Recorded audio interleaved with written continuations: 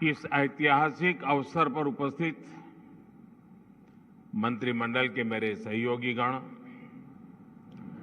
देश के उद्योग जगत के प्रतिनिधिगण, अन्य महानुभाव, देवी और सज्जनों, ये समिट तो ग्लोबल है,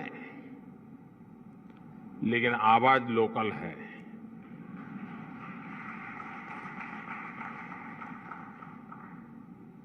इतना ही नहीं, आगाज भी लोकल है।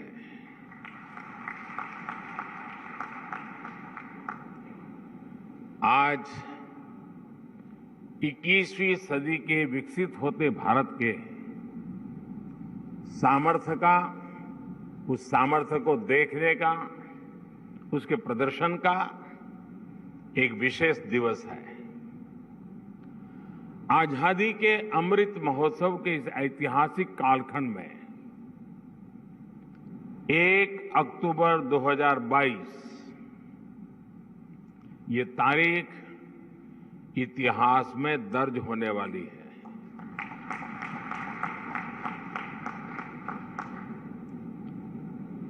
दूसरा, ये नवरात्रि का पर्व चल रहा है, शक्ति उपासना का पर्व होता है और 21वीं सदी की जो सबसे बड़ी शक्ति है, उस शक्ति को नई ऊंचाई पर ले जाने का आज भी आरंभ हो रहा है। आज देश की ओर से, देश की टेलीकॉम इंडस्ट्री की ओर से 130 करोड़ भारतवासियों को 5G के तौर पर एक शानदार उपहार मिल रहा है। 5G देश के द्वार पर नए दौर की दस्तक लेके आया है। 5G अवसरों के अनंत आकाश की शुरुआत है। मैं प्रत्येक भारतवासी को इसके लिए बहुत बहुत बधाई देता हूं। साथियों, मैं गौरव से भरे इन क्षणों के साथ ही मुझे खुशी इस बात की भी है कि 5G की शुरुआत में ग्रामीण स्कूलों के बच्चे भी हमारे साथ सहभागी हैं, गांव भी सहभागी है, मजदूर गरीब भी सहभागी है। अभी मैं यूपी के ग्रामीण स्कूल की बेटी 5G होलोग्राम टेक्नोलॉजी के जरिए रूबरू हो रहा था। जब मैं 2012 के चुनाव में होलोग्राम लेकर के चुनाव प्रचार कर रहा था तो दुनिया के लिए अजूबा था। आज वो घर घर पहुंच रहा है। मैंने महसूस किया कि नई तकनीक उनके लिए किस तरह पढ़ाई के मायने बदलते जा रही है। इसी तरह गुजरात, महाराष्ट्र, ओडिशा के गांवों के सुदूर स्कूल तक 5G के जरिए बच्चे बड़े बड़े विशेषज्ञों के साथ क्लास में नई नई चीजें सीख रहे हैं। उनके साथ नए दौर की क्लास का हिस्सा बनना, ये वाकई बहुत रोमांचित करने वाला अनुभव है। साथियों, 5G को लेकर भारत के प्रयासों का एक और संदेश है, नया भारत। टेक्नोलॉजी का सिर्फ कंज्यूमर बनकर नहीं रहेगा, बल्कि भारत उस टेक्नोलॉजी के विकास में, उसके इम्प्लीमेंटेशन में बहुत बड़ी एक्टिव भूमिका निभाएगा। भविष्य की वायरलेस टेक्नोलॉजी को डिजाइन करने में, उससे जुड़ी मैन्युफैक्चरिंग में भारत की बड़ी भूमिका होगी। 2G, 3G, 4G के समय भारत टेक्नोलॉजी के लिए दूसरे देशों पर निर्भर रहा। लेकिन 5G के साथ भारत ने नया इतिहास रच दिया है। 5G के साथ भारत पहली बार टेलीकॉम टेक्नोलॉजी में ग्लोबल स्टैंडर्ड तय कर रहा है। भारत लीड कर रहा है। आज इंटरनेट का इस्तेमाल करने वाला हर व्यक्ति इस बात को समझ रहा है कि 5G इंटरनेट का पूरा आर्किटेक्चर बदल कर रख देगा। इसलिए भारत के युवाओं के लिए आज 5G बहुत बड़ी अपॉर्चुनिटी लेकर आया है।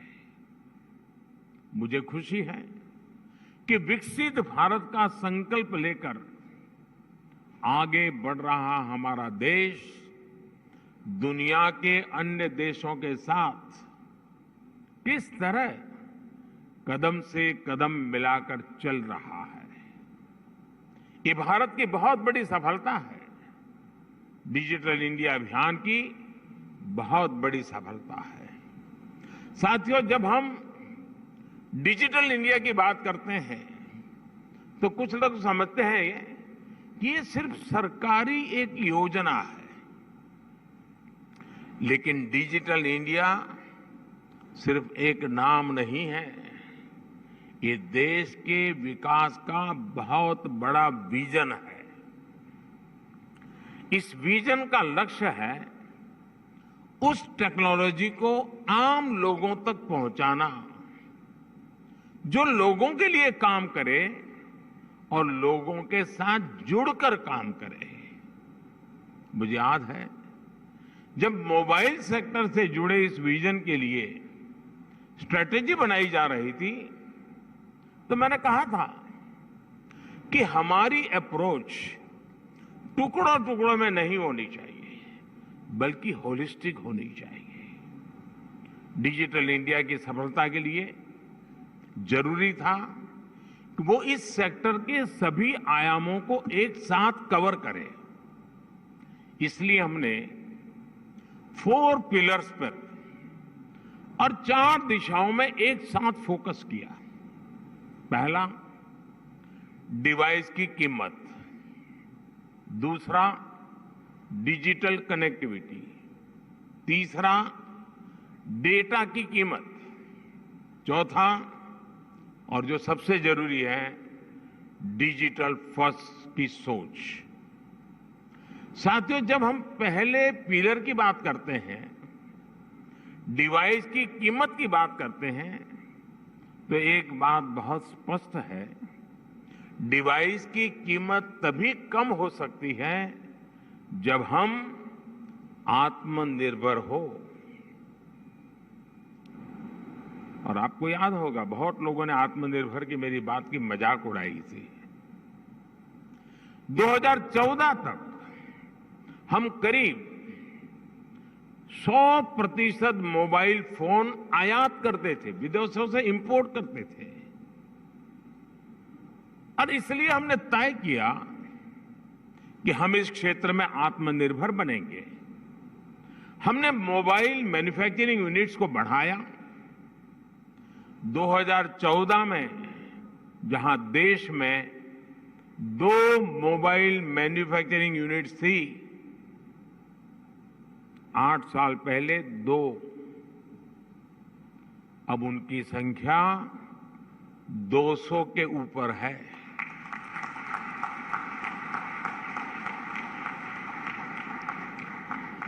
हमने भारत में मोबाइल फोन के उत्पादन को बढ़ाने के लिए इंसेंटिव दिए, प्राइवेट सेक्टर को प्रोत्साहित किया। आज इसी योजना का विस्तार आप पीएलआई स्कीम में भी देख रहे हैं। इन प्रयासों का नतीजा बहुत पॉजिटिव रहा। आज भारत मोबाइल फोन उत्पादन करने में दुनिया में नंबर 2 पर है। इतना ही नहीं, जो कल तक हम मोबाइल इंपोर्ट करते थे, आज हम मोबाइल एक्सपोर्ट कर रहे हैं, दुनिया को बेच रहे हैं। जरा सोचिए, 2014 में जीरो मोबाइल फोन निर्यात करने से लेकर आज हम हजारों करोड़ के मोबाइल फोन निर्यात करने वाले देश बन गए हैं, एक्सपोर्ट करने वाले देश बन चुके हैं। स्वाभाविक है, इन सारे प्रयासों का प्रभाव डिवाइस की कीमत पर पड़ा है। अब कम कीमत पर हमें ज्यादा फीचर्स भी मिलने लगे हैं। साथियों, डिवाइस कॉस्ट के बाद जो दूसरे पिलर पर हमने काम किया वो है डिजिटल कनेक्टिविटी का। आप भी जानते हैं कि कम्युनिकेशन सेक्टर की असली ताकत कनेक्टिविटी में है। जितने ज्यादा लोग कनेक्ट होंगे इस सेक्टर के लिए उतना अच्छा है। अगर हम ब्रॉडबैंड कनेक्टिविटी की बात करें तो 2014 में 6 करोड़ यूजर्स थे, आज इनकी संख्या बढ़कर 80 करोड़ से ज्यादा हो चुकी है। अगर हम इंटरनेट कनेक्शन की संख्या की बात करें तो 2014 में जहां 25 करोड़ इंटरनेट कनेक्शन थे, वहीं आज इसकी संख्या करीब करीब 85 करोड़ पहुंच रही है, 85 करोड़ पहुंच रही है।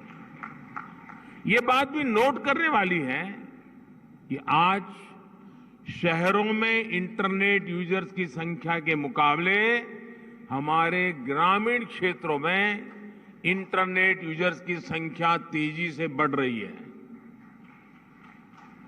और उसकी एक खास वजह है, 2014 में जहां देश में 100 से भी कम पंचायतों तक ऑप्टिकल फाइबर पहुंचा था, आज 1,70,000 से भी ज्यादा पंचायतों तक ऑप्टिकल फाइबर पहुंच चुका है। अब कहां 100 और कहां 1,70,000। जैसे सरकार ने घर घर बिजली पहुंचाने की मुहिम शुरू की, जैसे हर घर जल अभियान के जरिए हर किसी तक साफ पानी पहुंचाने के मिशन पर काम किया, जैसे उज्ज्वला योजना के जरिए गरीब से गरीब आदमी के घर में भी गैस सिलेंडर पहुंचाया, जैसे हमने करोड़ों की तादाद में लोग बैंक अकाउंट से वंचित थे, करोड़ों लोग जो बैंक से नहीं जुड़े थे, आजादी के इतने साल के बाद जनधन अकाउंट के द्वारा हिंदुस्तान के नागरिकों को बैंक के साथ जोड़ दिया। वैसे ही हमारी सरकार इंटरनेट फॉर ऑल के लक्ष्य पर काम कर रही है। साथियों, डिजिटल कनेक्टिविटी बढ़ने के साथ ही डेटा की कीमत भी उतनी अहम हो जाती है। ये डिजिटल इंडिया का तीसरा पिलर था जिस पर हमने पूरी शक्ति से काम किया। हमने टेलीकॉम सेक्टर के रास्ते में आने वाली तमाम अड़चनों को हटाया। पहले विजन की कमी और पारदर्शिता के अभाव में टेलीकॉम सेक्टर को तमाम मुश्किलों का सामना करना पड़ता था। आप परिचित हैं कि कैसे हमने 4G तकनीक के विस्तार के लिए पॉलिसी सपोर्ट दिया। इससे डेटा की कीमत में भारी कमी आई और देश में डेटा क्रांति का जन्म हुआ। देखते ही देखते ये तीनों फैक्टर, डिवाइस की कीमत, डिजिटल कनेक्टिविटी और डेटा की कीमत, इसका मल्टीप्लायर इफेक्ट हर तरफ नजर आने लगा। लेकिन साथियों, इन सब के साथ एक और महत्वपूर्ण काम हुआ। देश में डिजिटल फर्स्ट की सोच विकसित हुई। एक वक्त था जब बड़े बड़े विद्वान, एलिट क्लास, उसके कुछ मुट्ठी भर लोग सदन के कुछ भाषण देख लेना, कैसे कैसे भाषण हमारे नेता लोग करते हैं। वे मजाक उड़ाते थे। उनको लगता था कि गरीब लोगों में क्षमता ही नहीं है, ये डिजिटल समझ ही नहीं सकते, संदेह करते थे। उन्हें शक था कि गरीब लोग डिजिटल का मतलब भी नहीं समझ पाएंगे। लेकिन मुझे देश के सामान्य मानवी की समझ पर, उसके विवेक पर, उसके जिज्ञासु मन पर हमेशा भरोसा रहा है।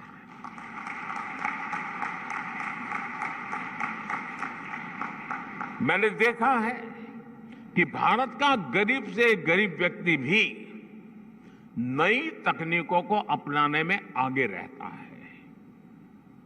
और मैं एक छोटा अनुभव बताता हूं। शायद ये 2007-8 का कालखंड होगा या 9-10 का, मुझे याद नहीं है। मैं गुजरात में मुख्यमंत्री रहा, लेकिन एक क्षेत्र ऐसा था जहां मैं कभी गया नहीं था और बहुत ही ट्राइबल इलाके में, बहुत ही पिछड़ा। मैं, हमारे सरकार के अधिकारियों ने भी मुझे एक बार वहां कार्यक्रम करना ही करना है, मुझे जाना है। तो वो इलाका ऐसा था, कोई बड़ा प्रोजेक्ट की संभावना नहीं थी, फॉरेस्ट लैंड थी, कोई संभावना हो रही थी। तो आखिर में एक चिलिंग सेंटर, दूध का चिलिंग सेंटर, वो भी 25 लाख रुपए का। मैंने कहा भले वो 25 लाख का होगा, 25,000 का होगा, मैं खुद उद्घाटन करूंगा। अब लोगों को लगता है ना, चीफ मिनिस्टर को इससे नीचे तो करना नहीं चाहिए, नहीं मुझे ऐसा कुछ होता नहीं है। तो मैं उस गांव में गया। अच्छा, वहां में एक पब्लिक मीटिंग करने के लिए भी जगह नहीं थी, तो वहां से 4 किलोमीटर दूर एक स्कूल का छोटा सा मैदान था, वहां पब्लिक मीटिंग ऑर्गेनाइज की। लेकिन जब वो चिलिंग सेंटर पे गया मैं, तो आदिवासी माताएं बहनें दूध भरने के लिए कतार में खड़ी थी। तो दूध का अपना बर्तन नीचे रख करके जब हम लोग गए और उसकी उद्घाटन की विधि कर रहे थे, तो मोबाइल से फोटो ले रही थी। मैं हैरान था, इतने दूर दरार के क्षेत्र में मोबाइल से फोटो ले रही है। तो मैं उनके पास गया, मैंने कहा फोटो लेके क्या करोगे? तो बोले डाउनलोड करेंगे।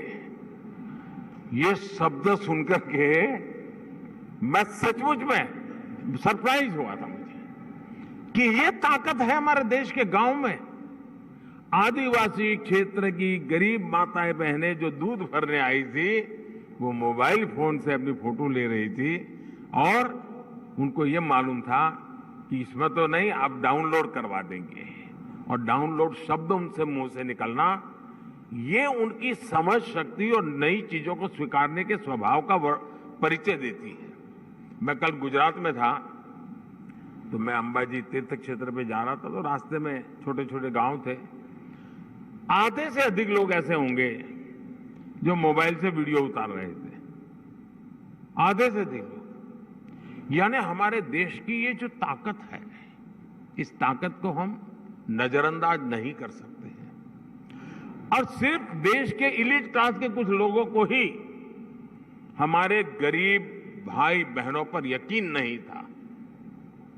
आखिरकार हम डिजिटल फर्स्ट के अप्रोच के साथ आगे बढ़ने में कामयाब हुए। सरकार ने खुद आगे बढ़कर डिजिटल पेमेंट्स का रास्ता आसान बनाया। सरकार ने खुद ऐप के जरिए सिटीजन सेंट्रिक डिलीवरी सर्विस को बढ़ावा दिया।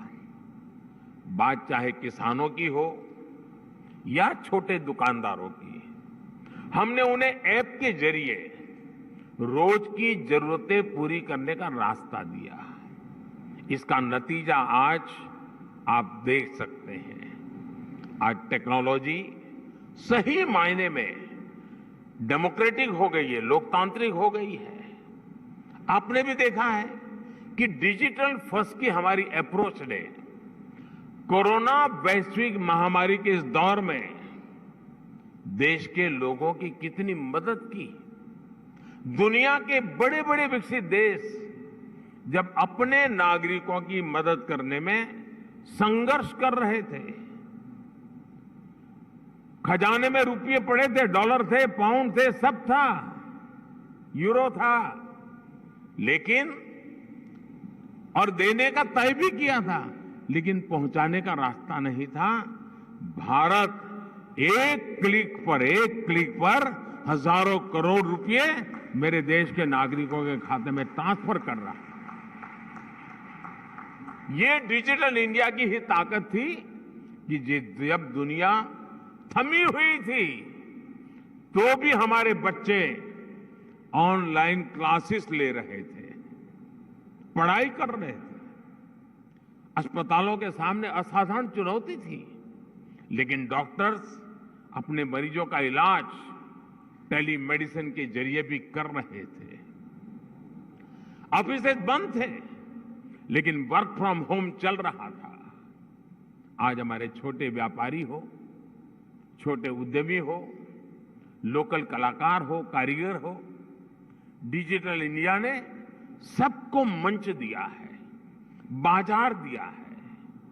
आज आप किसी लोकल मार्केट में, आप सब्जी मंडी में जाकर देखिए, रेहड़ी पटरी वाला छोटा दुकानदार भी आपसे कहेगा कैश नहीं है, यूपीआई कर दीजिए। मैंने तो बीच में एक वीडियो देखा, कोई भिक्षुक भी डिजिटली पेमेंट लेता है। मेरे ट्रांसपेरेंसी देखिए। ये बदलाव बताता है कि जब सुविधा सुलभ होती है तो सोच किस तरह सशक्त हो जाती है।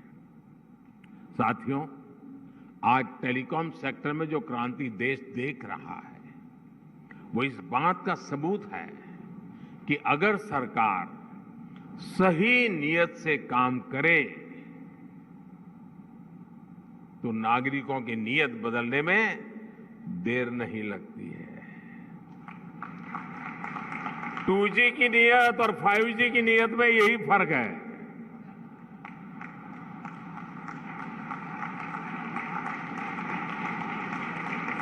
देर आए दुरुस्त आए।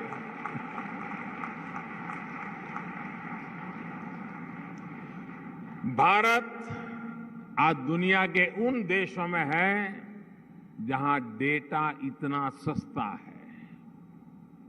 पहले 1 GB डेटा की कीमत जहां 300 रुपये के करीब होती थी, वहीं आज 1 GB डेटा का खर्च केवल 10 रुपये तक आ गया है। आज भारत में महीने भर में एक व्यक्ति मोबाइल पर करीब एवरेज 14 GB डेटा इस्तेमाल कर रहा है। 2014 में इस 14 GB डेटा की कीमत होती थी करीब 4,200 रुपये प्रति महीना, 4,200 रुपया। आज इतना ही डेटा 125 रुपये या ज्यादा से ज्यादा 150 रुपये, 125 या 150 रुपये में मिल जाता है। यानी आज गरीब के, मध्यम वर्ग के मोबाइल डेटा के करीब 4,000 रुपये हर महीने बच रहा है उसके जेब में।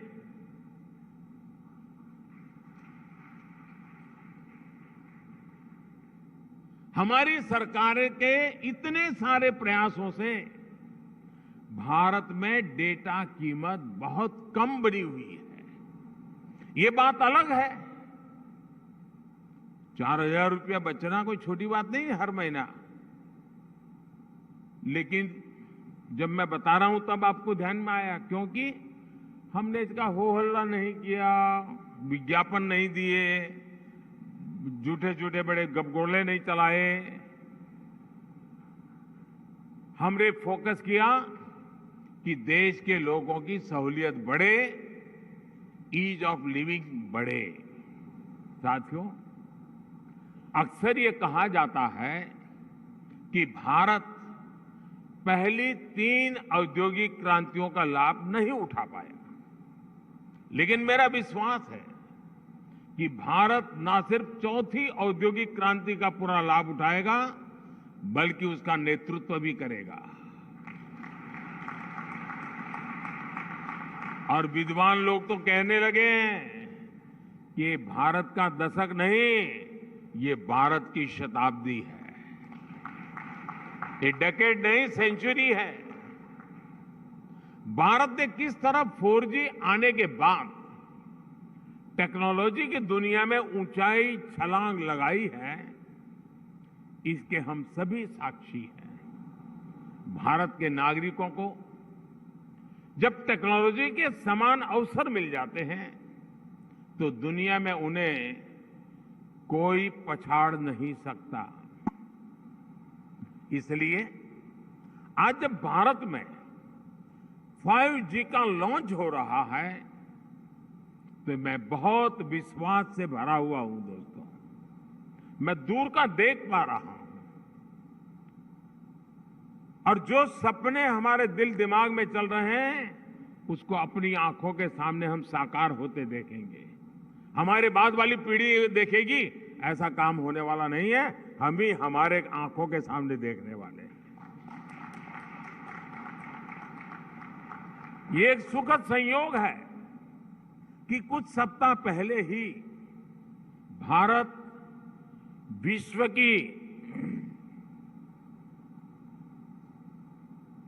की 5वीं सबसे बड़ी अर्थव्यवस्था बना है।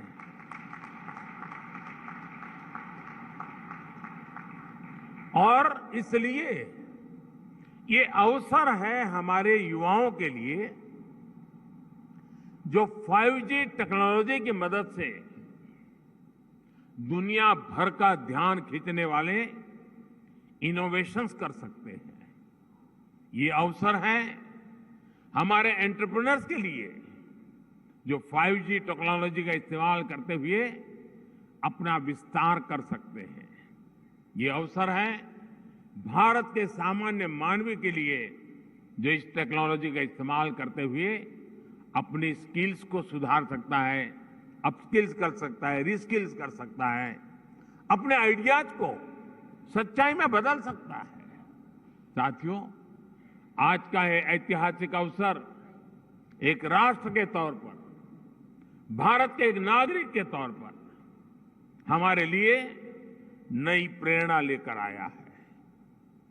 क्यों ना हम इस 5G टेक्नोलॉजी का उपयोग करके भारत के विकास को अभूतपूर्व गति दें। क्यों ना हम इस 5G टेक्नोलॉजी का इस्तेमाल करके अपनी अर्थव्यवस्था को बहुत तेजी से विस्तार दें। क्यों ना हम इस 5G टेक्नोलॉजी का इस्तेमाल करके अपनी प्रोडक्टिविटी में रिकॉर्ड वृद्धि करें। साथियों, इन सवालों में हर भारतीय के लिए एक अवसर है, एक चुनौती है, एक सपना है और एक संकल्प भी है। मुझे पता है कि आज 5G की इस लॉन्चिंग को जो वर्ग सबसे ज्यादा उत्साह से देख रहा है वो मेरा युवा साथी है, मेरे देश की युवा पीढ़ी है। हमारी टेलीकॉम इंडस्ट्री के लिए भी कितने ही बड़े अवसर इंतजार कर रहे हैं। रोजगार के कितने ही नए अवसर बनने जा रहे हैं। मुझे विश्वास है हमारी इंडस्ट्री, हमारे इंस्टीट्यूट्स और हमारे युवा मिलकर इस दिशा में निरंतर काम करेंगे। और अभी जब मैं काफी समय पूरा जो एग्जीबिशन लगा है उसको समझने का प्रयास करता था। मैं कोई टेक्नोलॉजी का विद्यार्थी तो नहीं हूं, लेकिन समझने की कोशिश कर रहा था। ये देख करके मुझे लगा है कि मैं सरकार में तो सूचना करने वाला हूं कि हमारी सरकार के सभी विभाग, उसके सारे अधिकारी जरा देखें कहां कहां इसका उपयोग हो सकता है, ताकि सरकार की नीतियों में भी इसका असर नजर आना चाहिए। मैं देश के स्टूडेंट्स को भी चाहूंगा कि 5 दिन तक ये एग्जीबिशन चलने वाला है। मैं खास करके टेक्नोलॉजी से जुड़े स्टूडेंट से आग्रह करूंगा कि आप आइए, इसे देखिए, समझिए और कैसे दुनिया बदल रही है। और आप एक बार देखेंगे तो अनेक चीजें नई आपके भी ध्यान में आएगी, आप उसमें जोड़ सकते हैं। और मैं इस टेलीकॉम सेक्टर के लोगों से भी कहना चाहूंगा, मुझे खुशी होती थी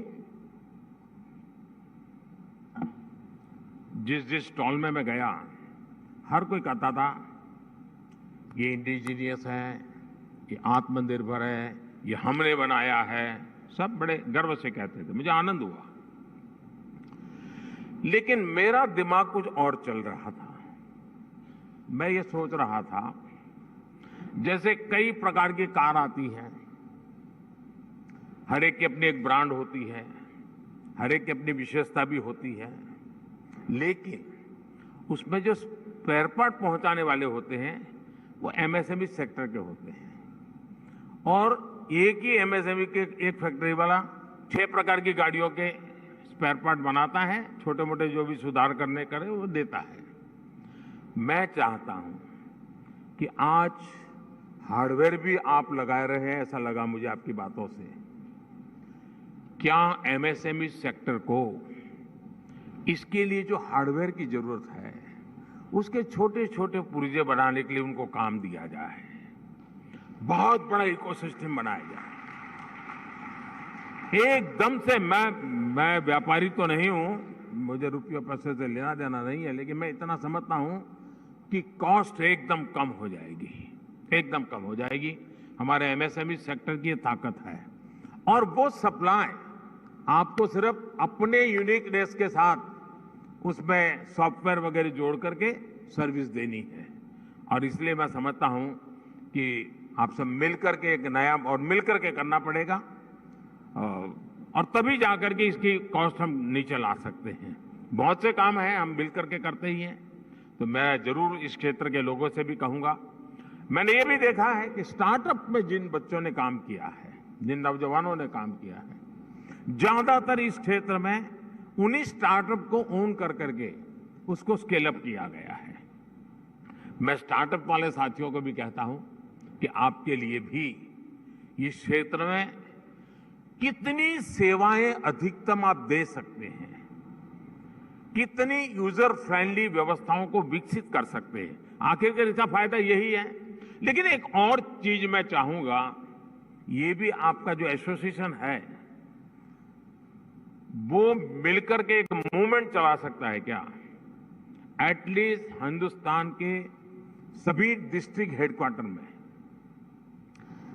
ये 5G जीवन में कैसे उपयोगी हो सकता है, उसके लोगों को एजुकेट करने वाले एग्जीबिशन, उसकी व्यवस्था हो सकती है क्या? मेरा अनुभव है, छोटा सा उदाहरण बताता हूं। हमारे देश में 24 घंटे बिजली, ये सपना था। मैं गुजरात में जब था तो मैंने एक योजना बनाई, ज्योति ग्राम योजना, और मेरा सपना था कि मैं गुजरात के हर घर में 24/7 बिजली दूंगा। अब मेरे सारे अफसर कहते थे साहब संभव ही नहीं है, ये तो हम कर ही नहीं सकते हैं। तो मैंने एक सिंपल सी सॉल्यूशन दिया था। मैंने कहा हम एग्रीकल्चर फीडर अलग कर दें, डोमेस्टिक फीडर अलग कर दें, और फिर उस काम को किया। और एक एक जिले को पकड़ करके काम पूरा करता था। बाकी जगह पे चलता था, लेकिन एक काम पूरा करो। फिर उस जिले का बड़ा समिट करता था, 2.5-3 लाख लोग आते थे, क्योंकि 24 घंटे बिजली मिलना एक बड़ा आनंद उत्सव का समय था। वो 2003, 4, 5 का कालखंड था। लेकिन उसमें मैंने देखा, मैंने देश भर में बिजली से होने वाले काम, बिजली से चलने वाले यंत्र, उनकी एक बहुत बड़ी प्रदर्शनी लगाई। जब लोगों को क्या लगता है, बिजली आई है ना, रात को खाना खाने समय बिजली मिलेगी, बिजली आई मतलब टीवी देखने के लिए काम आ जाएगा। इसका कई प्रकार से उपयोग हो सकता है, उसका एजुकेशन भी जरूरी था। मैं ये 2003-5 के बीच की बात कर रहा हूं। और जब वो सारा एग्जीबिशन लगाया तो लोग, टेलर भी सोचने लगा मैं मेरा इक्विपमेंट ऐसे लगूंगा, कुम्हार भी सोचने लगा कि मैं ऐसे इलेक्ट्रिक व्हीकल लूंगा, माताएं बहनें भी लगी किचन में हमारे इलेक्ट्रिक वाले इतनी चीजें आ सकती हैं। यानी एक बहुत बड़ा मार्केट खड़ा हुआ। और बिजली का मल्टीपल यूटिलिटी जीवन के सामान्य जीवन में 5G भी उतना जल्दी, लोगों को लगेगा हाँ यार अब तो वीडियो बहुत जल्दी डाउनलोड हो जाता है, रील देखना है तो बहुत इंतजार नहीं करता है, फोन कट नहीं होता है, साफ सुथरी वीडियो कॉन्फ्रेंस हो सकती है, फोन कॉल हो सकता है। इतने से सीमित नहीं है, ये जीवन को बदलने वाली व्यवस्था के रूप में आ रहा है।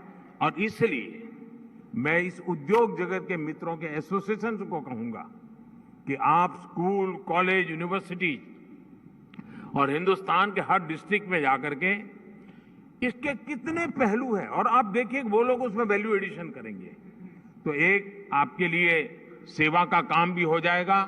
और मैं चाहूंगा कि इस टेक्नोलॉजी जीवन में सिर्फ बातचीत करने के लिए या कुछ वीडियो देखने के लिए सीमित नहीं रहनी चाहिए। ये पूरी तरह एक क्रांति लाने के लिए उपयोग होना चाहिए। और हमें 130 करोड़ देशवासियों तक एक बार पहुंचना है, बाद में तो वो पहुंचा देगा, आप देख लीजिए, आपको टाइम नहीं लगेगा। अभी मैंने ड्रोन पॉलिसी अभी लाया था। आज कई खेतों में मैं देख रहा हूं वो ड्रोन से अपना दवाइयां छिड़काव का काम शुरू कर दिया, उन्होंने ड्रोन चलाना सीख दिया। और इसलिए मैं समझता हूं कि हमें इन व्यवस्थाओं की तरफ जाना चाहिए। और साथियों, आने वाले समय में देश निरंतर ऐसी टेक्नोलॉजीज का नेतृत्व करेगा जो भारत में जन्मेगी, जो भारत को ग्लोबल लीडर बनाएगी। इसी विश्वास के साथ आप सभी को मेरी बहुत बहुत शुभकामनाएं। एक बार फिर सभी देशवासियों को शक्ति उपासना के पावन पर्व पर शक्ति का एक बहुत बड़ा माध्यम 5G लॉन्च होने के लिए बहुत बहुत बधाई देता हूं। बहुत बहुत धन्यवाद। बहुत बहुत धन्यवाद माननीय प्रधानमंत्री जी, आपके संदेश, आपके विचार